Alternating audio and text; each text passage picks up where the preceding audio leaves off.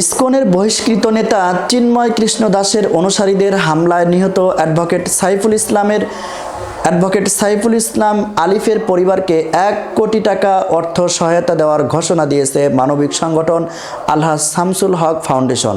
ফাউন্ডেশনের চেয়ারম্যান প্রকৌশলী মোহাম্মদ নাসির উদ্দিন বৃহস্পতিবার 28 নভেম্বর এ উদ্যোগের কথা জানান।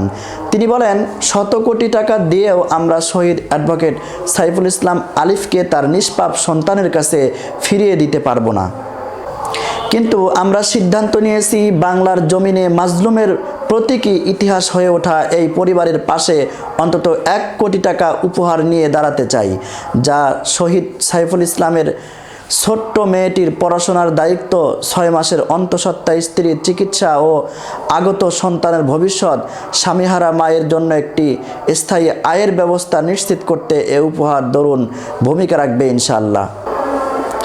জানা যায়, আলহাজ শামসুল হক ফাউন্ডেশনের নিজস্ব তহবিল থেকে প্রাথমিকভাবে 1 লাখ টাকা উপহার দিয়ে এই মহৎ উদ্যোগের যাত্রা শুরু হয়েছে। দেশবাসীর কাছে এই মানবিক দায়িত্ব পালনে আন্তরিক ভালোবাসায় নিজ নিজ সামর্থ্য অনুযায়ী উপহার নিয়ে এগিয়ে আসার আহ্বান জানান ফাউন্ডেশন চেয়ারম্যান প্রকৌশলী মোহাম্মদ নাসির উদ্দিন। এটি শুধু একটি পরিবারের পাশে দাঁড়ানো নয়, বরং ভালোবাসা এবং ঐক্যের একটি উজ্জ্বল দৃষ্টান্ত হয়ে থাকবে বলে মনে করেছেন তিনি।